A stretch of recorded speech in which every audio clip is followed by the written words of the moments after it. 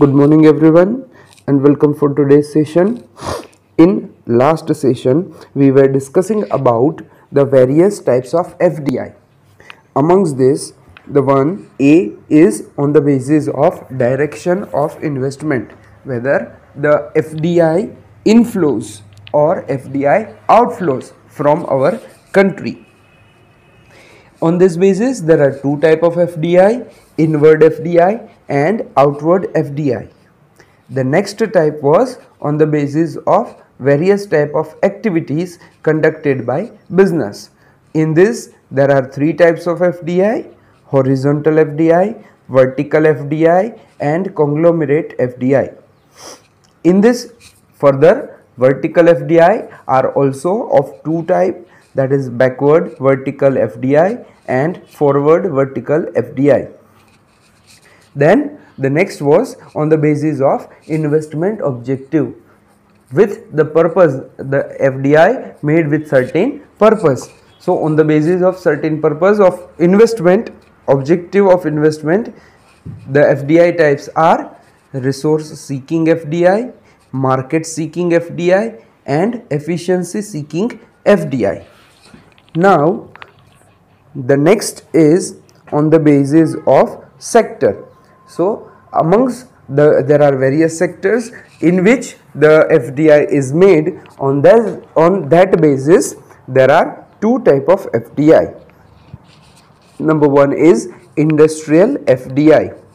Generally, industrial FDI means investment by foreign companies in the manufacturing sector in our country is termed as industrial FDI.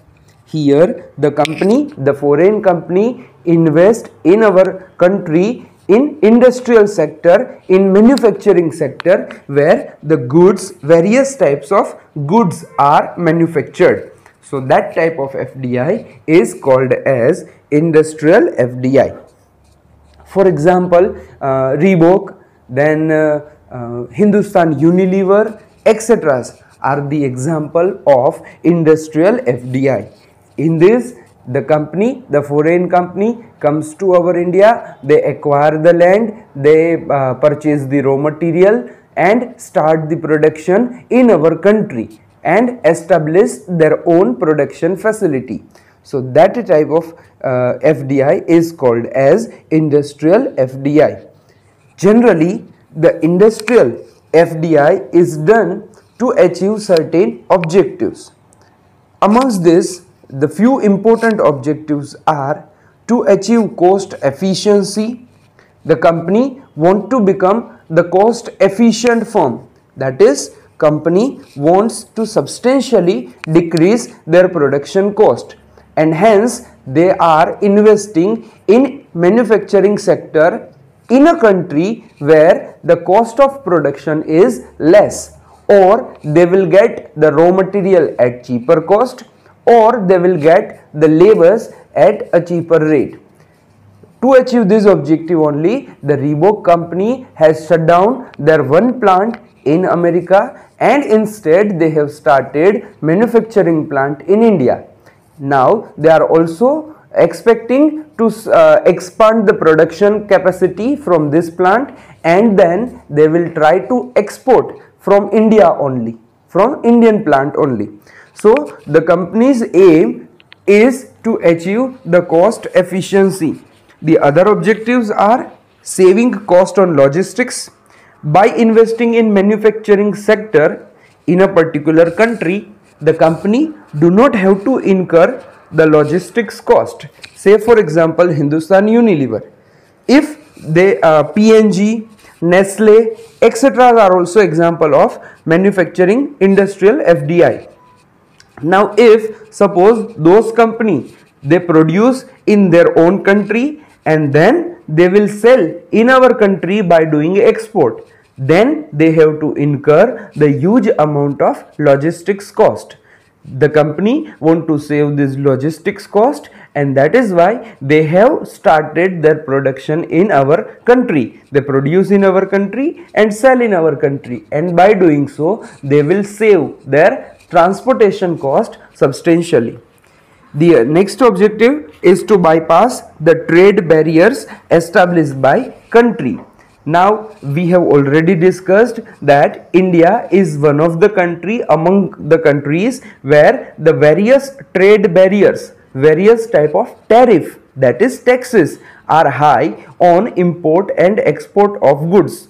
If the foreign company produce in their country and then sell in our country through export, then those companies need to pay various type of taxes like export duty, excise duty, import duty, custom duty, etc. And this all type of taxes ultimately lead to increase in cost of production.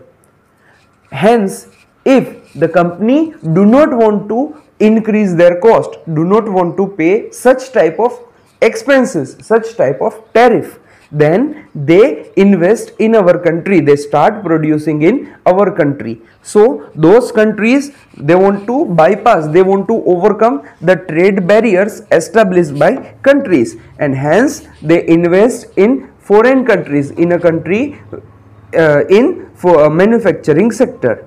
The next is to remain close to market to serve better.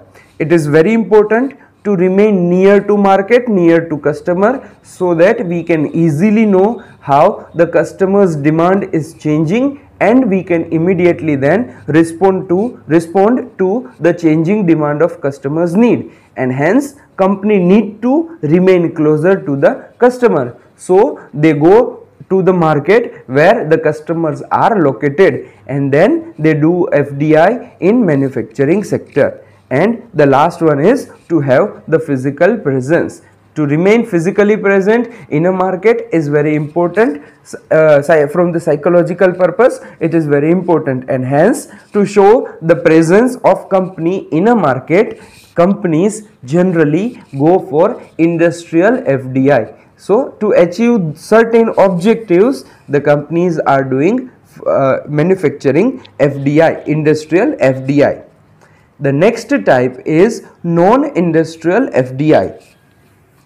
Investment done by foreign companies in non-manufacturing sector, that is the service sector in our country, is called as non-industrial FDI.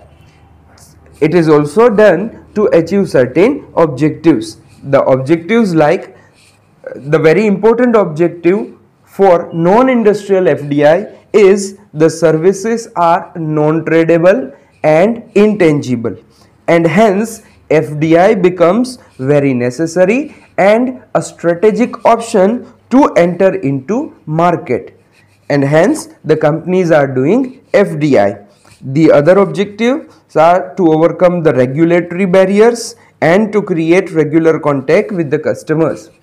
Many of time countries, to protect the domestic market, countries are creating regulatory requirement. To overcome those requirements, companies are doing FDI. Say for example, in India, FDI in retail sector is not allowed.